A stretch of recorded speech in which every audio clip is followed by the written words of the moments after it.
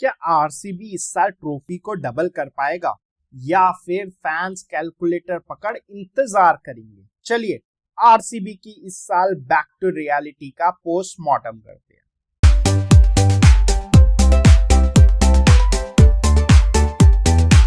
नमस्कार दोस्तों, स्वागत है आपका हमारे अड्डे पर, आपके अड्डे पर, जिसका नाम है फुल टॉस बातें विद कृष्ण, जहां आज हम बात करने वाले हैं defending champions RCB.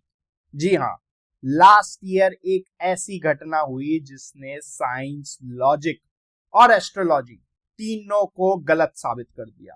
Finally RCB IPL winning team बन गया। जी हाँ, आरसीबी को 18 साल का इंतजार करना पड़ा अपनी पहली ट्रॉफी के लिए, पर पहली ट्रॉफी जीतना जितना मुश्किल है, उसे बैक टू बैक जीतना उससे भी ज्यादा मुश्किल है। इतिहास में सिर्फ दो टीमें ऐसा कर पाई हैं, Chennai super kings in 2010 and 2011 और Mumbai Indians in 2019 and 2020। In fans के बीच में तो हमेशा एक जंग चलती है। क्या आरसीबी उस जंग में अपनी टीम को वापस उस जगह पे खड़ा कर पाएगी कि उनके फैंस भी कह पाए जो तुम लोगों ने किया वो हमने भी किया? इतिहास बदलता है सर, इतिहास में जो हुआ है वो फिर से हो सकता है। तो देखते हैं कि क्या रजत पाटीदार की ये टीम इतिहास को दोहरा पाएगी या फिर कैलकुलेटर पकड़ इंतजार करना होगा। सो पहले बात करते हैं कि लास्ट ईयर उनके लिए वर्क क्या किया। उनके लिए पिछले साल वर्क किया उनकी बॉलिंग डिपार्टमेंट। हर साल आरसीबी पे बड़े बड़े बल्लेबाज होते थे, एक नामी नाम होते थे, बट इस पिछले साल उन्होंने अपनी बॉलिंग पे वर्क करा। उन्होंने अपनी बॉलिंग को वो रिसोर्सेज दिए जो उनको आईपीएल जिता सकते हैं, और हर एक प्लेयर ने अलग अलग जगह पर आकर अपना चिप इन करा। Josh Hazlewood led from the front, Bhuvneshwar Kumar ने अपना काम करा, यश दयाल ने अपना काम करा। स्पिनिंग डिपार्टमेंट में कृणाल पांड्या ने चिप इन करा जब जब उनसे जरूरत थी। सुयश शर्मा ने अपना कद बढ़ा के डिलीवर करा। सो उनका एक कलेक्टिव बॉलिंग एफर्ट उस साल वर्कआउट करा। नाम जरूर इतने बड़े नहीं थे, पर उन्होंने डिलीवर करके दिया जब जब जिससे जो जहां पाता। सेम उनकी बल्लेबाजी ने किया। हर साल आरसीबी से सिर्फ ये होती थी कि आप विराट पे ओवर डिपेंडेंट होते थे, एक अकेला चना कब तक झाड़ चढ़ाएगा सर।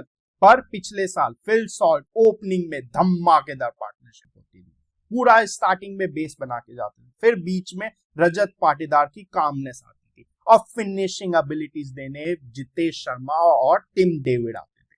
आपको इस साल क्या लगता है कि क्या फिर से दोहरा पाएगा वो?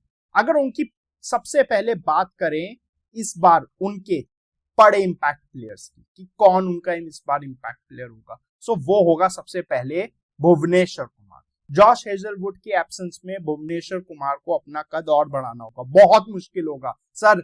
बहुत कम कॉम्पिटिटिव क्रिकेट खेलते हैं भुवनेश्वर कुमार, लेजेंड है आईपीएल के, बट उनको फिर से अपना एक और बेस्ट सीजन डिलीवर करके देना होगा। दूसरा, जितेश शर्मा लास्ट मोमेंट पे वर्ल्ड कप T20 की टीम से बाहर हुए, बिल्कुल लास्ट मोमेंट पे। सो एक चिंगारी उनके अंदर भी होगी और वो जिस पोजीशन पे आएंगे उनको डिलीवर फिर से करके देना होगा। जिम्मेदारी होगी कृणाल पांड्या की भी। पिछले साल बहुत मैचेस थे जो फंसते थे और कृणाल पांड्या ने डिलीवर करके दिए, कभी वो अपनी बॉलिंग से तो कभी अपनी बैटिंग से। सो इस साल भी कृणाल पांड्या को फिर से वो अपना पैनापन वापस लाना होगा। सो ये होंगे उनके। अब उनकी स्ट्रेंथ और वीकनेस की बात करते हैं कि स्ट्रेंथ क्या है आरसीबी की। आरसीबी की स्ट्रेंथ है उनकी बल्लेबाजी। इस साल फिर से Phil Salt, Virat Kohli, Venkatesh Iyer, Rajat Patidar, Tim David, Romario Shepherd, Jitesh Sharma, आप नाम करिए सर। 10 में से मैं 9 नंबर दूंगा इस बैटिंग लाइनअप के लिए। Powerful destructive batting power unit जिसे कहते हैं, वो है आरसीबी की। चिन्ना स्वामी पे इस साल फिर से छक्कों की बरसात बनाने वाली टीम बैटिंग यूनिट है उनके पास, पर बॉलिंग डिपार्टमेंट उनकी वीकनेस होगी। लास्ट टाइम नाम बड़े नहीं थे पर उन्होंने डिलीवर करके दिया था। इस साल फिर से उनके लिए यही परेशानी होगी, और सबसे बड़ी परेशानी होगी जॉश हेजलवुड का एब्सेंस।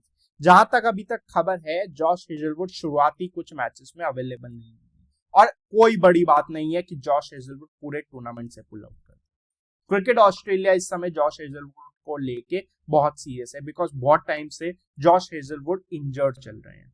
सो आसान नहीं होगा आरसीबी के लिए वो अपना दोहरा पाना। पर उनके पास रिप्लेसमेंट क्या है? रिप्लेसमेंट पे उसने इस बार लिया है जेकब डफी को। जेकब डफी ने पावर प्ले में पिछले 2 साल में सबसे ज्यादा विकेट्स लिए हैं।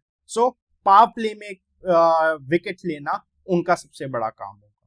राशिक दर सलाम के पास एक अच्छी अपॉर्चुनिटी है, यश दयाल के पास एक अच्छी अपॉर्चुनिटी है अपने आप को और ऊपर उठाने की। सो देखते हैं ये प्लेयर्स कैसा अपना कद से ऊपर उठ पाते हैं या उस ट्रॉफी के बोझ के नीचे दब जाते हैं। चुनौती रजत पाटीदार को भी होगी। पहला सीजन आपने ट्रॉफी डिलीवर करके दी, बट सर इस साल एक्सपेक्टेशंस का भार बढ़ेगा। अब आरसीबी को भी पता चलेगा सर प्रेशर क्या होता है। पहली ट्रॉफी जीतना जितना मुश्किल है, उसको बैक टू बैक छोड़िए सर, अगली बार जीतना और मुश्किल होता है। सो आप लोग बताइए, आपको क्या लगता है, क्या आरसीबी इस साल फिर से अपना इस साल कप नामदू कर पाएगा या फिर कैलकुलेटर निकालने का समय फिर से वापस आएगा? अगर आपको वीडियो पसंद आई हो तो वीडियो को लाइक कीजिए, चैनल को सब्सक्राइब कीजिए। धन्यवाद।